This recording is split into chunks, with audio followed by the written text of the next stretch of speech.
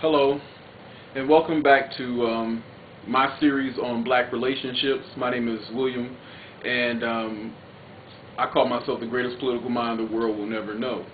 Hopefully, through these small snippets that I put on YouTube and pass around to my friends, family, and all those who might be curious about my views on things, that name will change. But at this point in time, I just like to get right to it. We're talking in this videotape. I'm going to talk about black men. But first, I want to give a word out to those of Barack Obama supporters. Real quick, look, just because a man is black doesn't mean he has your best interests in mind. I've run across tons of black politicians, and they pretty much run the gambit from doing something to pretty much doing nothing most of the time. And they're all out for self, pretty much, and they're threatened by anyone who might have any sense of competency about them. I know this from experience because I've worked on a lot of different campaigns for a lot of black politicians, and I made a mistake. I should have not pigeonholed myself within one segment of our community politically and tried to broaden my horizons. And some people might say, well, isn't that what Barack Obama is doing, broaden his horizons, trying to make his message appeal to everyone? Well, you can make your position appeal to everyone, but you don't deny who you are until you get into trouble. And that's what Barack Obama did. He denied who he was, and then when he got in trouble, that's when he decided to talk about being black.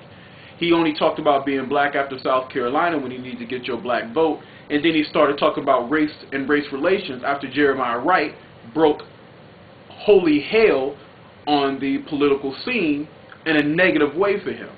So, black people, my brothers, my sisters, I guarantee you, I would love to see a black president, but Barack Obama isn't that president.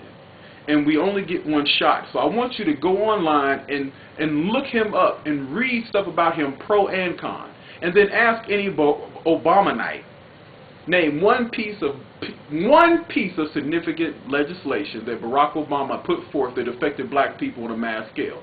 Ask them that question, and I guarantee you they won't be able to come up with one one Senate bill when he was in Illinois and one Senate bill when he was in the United States Senate. I guarantee that. Now on to what I was going to talk about before. What defines a black man, and how do we as black men relate to our black women?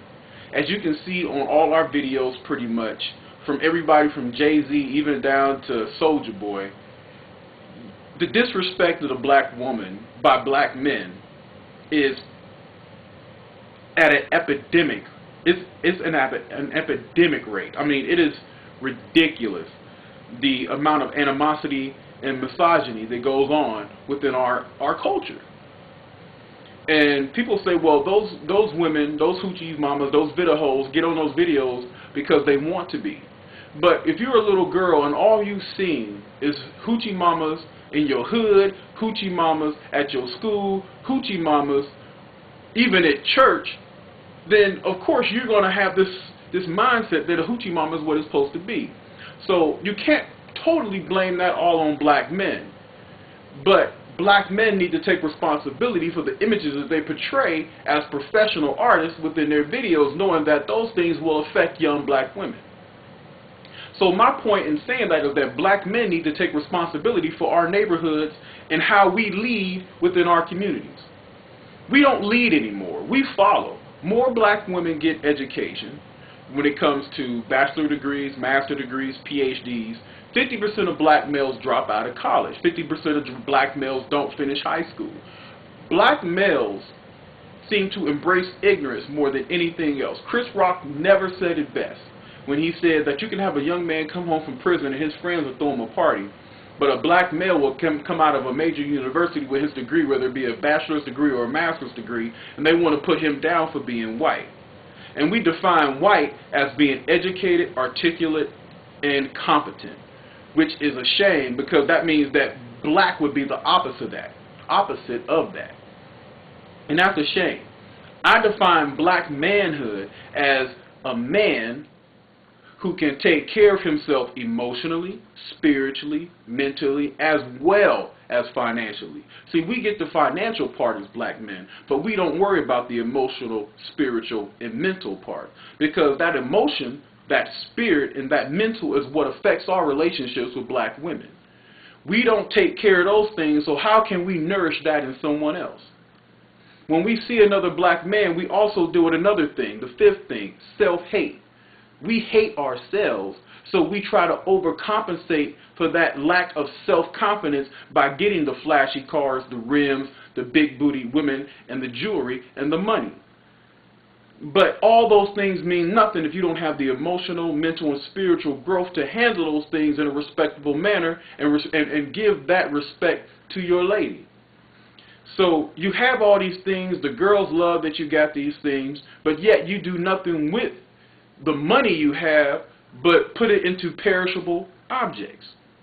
We don't buy homes, we buy chains. We don't invest in stocks and CDs, we invest in rims and cars. And so therefore we have earning power, but we don't do anything to set up a home that will make a black woman comfortable to raise her children, or the children that we might have, or the children she may have by somebody else. Because at my age, at 34, I guarantee if you are 34 or in your 30s or late 20s, most likely you're going to meet someone who has a child, whether they be a man or a woman. And men are not taking responsibility. They can lay down with you. They can bust it, like Plies say, or give you the business, like Young Bird says. But they don't want to take care of their responsibilities when it's all said and done 9 months later. They disappear, or all of a sudden their self-esteem is low because they feel that that child has taken their place as the baby boy within the household. A man feels that this man boy feels that he has to compete with his own seed, which is a shame. A shame.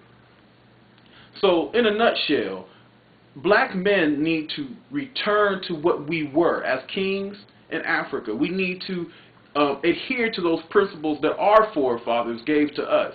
We have taken so much negativity from the dominant culture, which is white culture, and placed that within our culture, making it a major piece of what and who we are. And I think that is totally messed up and totally wrong. I want to talk more about that in my next coming pieces, but feel free to leave a comment, do what you want to do as far as if you agree, disagree. We're going to talk more about how the black man, the black woman, and black children, and how we need to get ourselves together and pull our resources, pull ourselves up from the muck, which is this materialism ignorance that is destroying our community.